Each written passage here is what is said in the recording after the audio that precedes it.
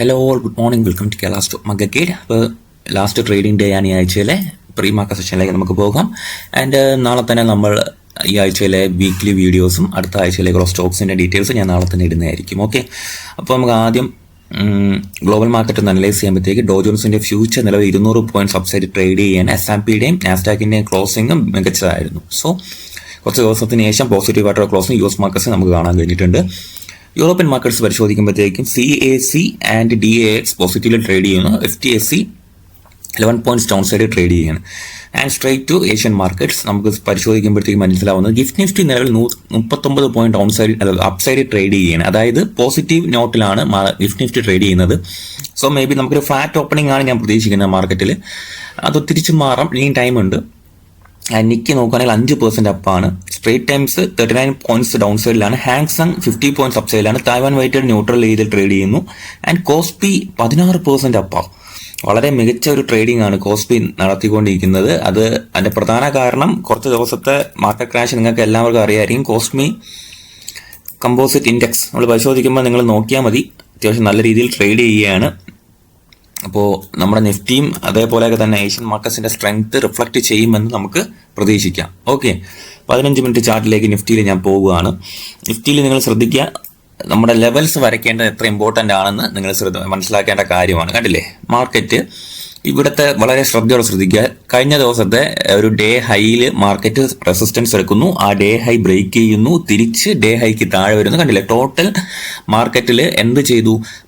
ബയേഴ്സിനെ trap ചെയ്തു and stop loss hunting നടത്തി, ആ ലെവൽസിന് താഴെ വരുന്നു ആൻഡ് വീണ്ടും അപ്സൈഡ് പോയി. സോ ഇതേപോലെ ലെവൽസ് വരച്ച് മാർക്ക് ചെയ്യേണ്ടത് വളരെ ഇമ്പോർട്ടൻ്റ് ആണ്. നമുക്കൊരു സൈക്കോളജിക്കൽ എഡ്ജ് കിട്ടണമെങ്കിൽ നമുക്കൊരു ലെവൽസിനെ കുറിച്ചുള്ള ധാരണ നമുക്ക് വേണം. ആൻഡ് ആ സൈക്കോളജിക്കൽ എഡ്ജ് നമ്മൾ കണ്ടിന്യൂ ചെയ്യുകയും ചെയ്യും. സോ നമുക്ക് ഇന്നലത്തെ ഡേ ഹൈ ഞാൻ മാർക്ക് ചെയ്യണം. ഓക്കെ, ആ ഡേ ഹൈ വളരെ ഇമ്പോർട്ടൻ്റ് ആണ്. ഒരു സ്ട്രോങ് സെല്ലിംഗ് ഏരിയയ്ക്ക് അടുത്തും അതിനൊരു സ്റ്റോപ്പ് ലോസ് ഹണ്ടിങ് നടന്ന മേഖല ആയതുകൊണ്ട് തന്നെ ആ ഡേ ഹൈ വളരെ ഇമ്പോർട്ടൻ്റ് ആണ്. ഓക്കെ, ആൻഡ് അതിനുശേഷം ഞാൻ കണക്കാക്കുന്ന സോൺ എന്ന് പറയുന്നത് 25,500 to 540 എന്ന് പറയുന്ന ഈ റേഞ്ച് വളരെ ഇമ്പോർട്ടൻ്റ് ആണ്. ഓക്കെ, ഇനിയുള്ള റേഞ്ചസ് വളരെ ഇമ്പോർട്ടൻറ്റ് സോൺസ് ആണ്. വളരെ കൺജസ്റ്റഡ് സോൺസിലാണ് മാർക്കറ്റ് സെല്ലിംഗ് നടക്കുന്നത്. കണ്ടില്ലേ, വളരെ കൺജസ്റ്റഡ് ആയിട്ടുള്ള ഒരു ഏരിയാസിലാണ് മാർക്കറ്റ് ട്രേഡ് ചെയ്യുന്നത്. സോ ഈ ഒരു ഏരിയ ബ്രേക്ക് ചെയ്യേണ്ടത് വളരെ ഇമ്പോർട്ടൻ്റ് ആയിട്ടുള്ള കാര്യമാണ്. മാർക്കറ്റ് ഇവിടെ സ്റ്റോപ്പ് ലോസ് ഹണ്ടിങ് നടത്തിയ സോൺസ് ഉണ്ട്. അപ്പം വളരെ കൺജസ്റ്റഡ് സോൺസ്, വളരെ ക്രൂഷ്യൽ ഏരിയാസ് ആണ് മാർക്കറ്റ് ട്രേഡ് ചെയ്യുന്നത്. ഇന്ന് വെള്ളിയാഴ്ചയാണ്. പലതരത്തിലുള്ള ഇൻസ്റ്റിറ്റ്യൂഷണൽ ട്രാപ്പിംഗും മാർക്കറ്റിൽ ഉണ്ടാവാൻ പോസിബിലിറ്റി ഉണ്ട്. സോ എന്താ പറയുക, ഈ ലെവൽസുകൾ നിങ്ങൾ മാർക്ക് ചെയ്തിടുക. ഈ ലെവൽസിന്റെ താഴെ പോയെന്ന് പറഞ്ഞ് ഉടനെ ഭയപ്പെടേണ്ട ആവശ്യമില്ല. ചിലപ്പോൾ സ്റ്റോപ്പ് ലോസ് ഹണ്ടിങ് ആയിരിക്കാം. മാർക്കറ്റ് തിരിച്ച് റിക്കവർ ആയിട്ട് വരാനുള്ള പോസിബിലിറ്റി ഉണ്ട്. അപ്പോൾ ഞാൻ കുറച്ച് ഡൗൺ സൈഡ് ലെവൽസ് ഞാൻ കുറച്ച് കൂടുതൽ വരച്ചിട്ടുണ്ട്. അപ്പോൾ മാർക്കറ്റ് ഈ ഏരിയയിൽ എങ്ങനെ റെസ്പോണ്ട് ചെയ്യുന്നു എന്നുള്ളത് നോക്കിയിട്ടായിരിക്കണം നമുക്ക് ബാക്കി കാര്യങ്ങൾ തീരുമാനിക്കേണ്ടത്. ഓക്കെ, അപ്പം ഈ ലെവൽസ് ജസ്റ്റ് ഒന്ന് മാർക്ക് ചെയ്തിട്ടേക്കാണ് ഞാൻ. വെള്ളിയാഴ്ച ദിവസമായതുകൊണ്ട് തന്നെ അഗ്രസീവ് ട്രേഡിങ്ങിലേക്ക് ഞാൻ പോകാറില്ല. എല്ലാം വെയിറ്റ് ആൻഡ് വാച്ച് എന്നുള്ള മൈൻഡ് സെറ്റിൽ മാത്രമേ ട്രേഡ് ചെയ്യാറുള്ളൂ. അപ്പോൾ റിസൾട്ട് വന്ന കമ്പനികൾ നമുക്കൊന്ന് പരിശോധിക്കേണ്ടതായിട്ടുണ്ട്. ഇന്ന് റിസൾട്ടുള്ള കമ്പനികൾ നമുക്ക് പറയാം.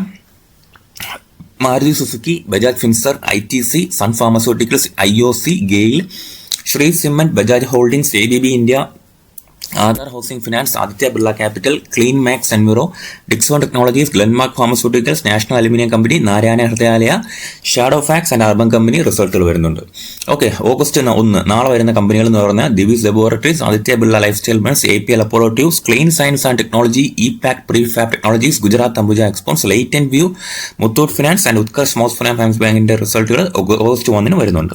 ക്വാർട്ടർലി ഏർണിംഗ്സ് വന്ന കമ്പനികളിൽ ടാറ്റ സ്റ്റീലിന്റെ അത്യാവശ്യം നല്ല റിസൾട്ട് ആയിരുന്നു. 2077 കോടിയിൽ നിന്ന് 2318 കോടിയിലേക്ക് പ്രോഫിറ്റ് ഗ്രോത്ത് ഉണ്ടായിട്ടുണ്ട്.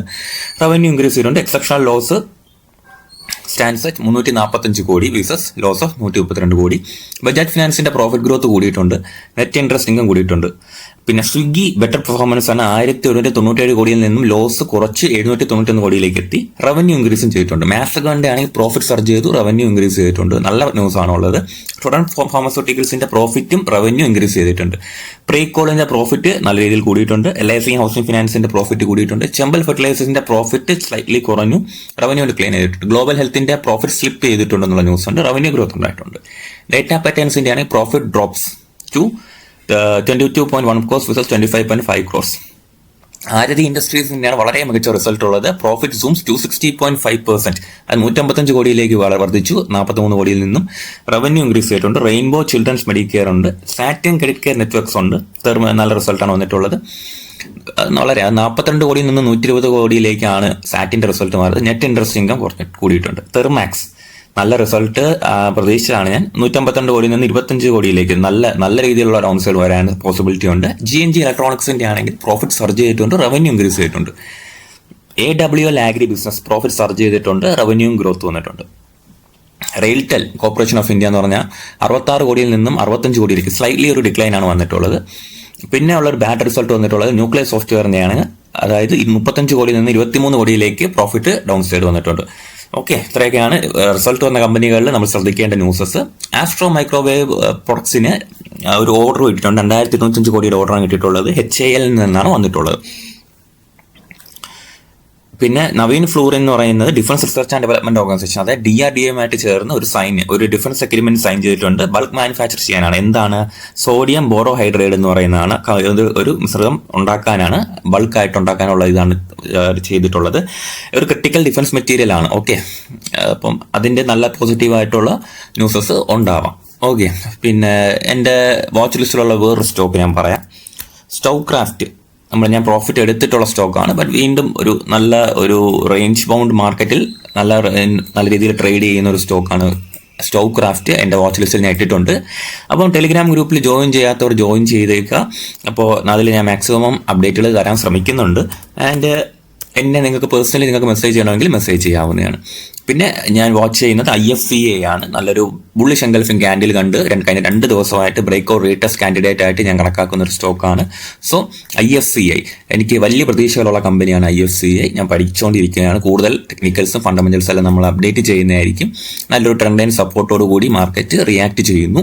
അപ്പോൾ IFCA ഞാൻ വാച്ച് ലിസ്റ്റിൽ ഇട്ടിട്ടുണ്ട്. ഓക്കെ, സോ ഇന്നത്തെ മാർക്കറ്റ് കഴിയട്ടെ. നാളെ രാവിലെ തന്നെ അല്ലെങ്കിൽ ഉച്ചയ്ക്കോടുകൂടി ഞാൻ നമ്മുടെ ബാക്കി ഡീറ്റെയിൽസ്, അതായത് വീക്ക്ലി വീഡിയോയും അടുത്ത ആഴ്ചത്തേക്കുള്ള സ്വിംഗ് ട്രേഡിംഗ് വാച്ച് ലിസ്റ്റ് ഞാൻ നമ്മുടെ ചാനലിൽ അപ്ലോഡ് ചെയ്യുന്നതായിരിക്കും. Okay, so thank you.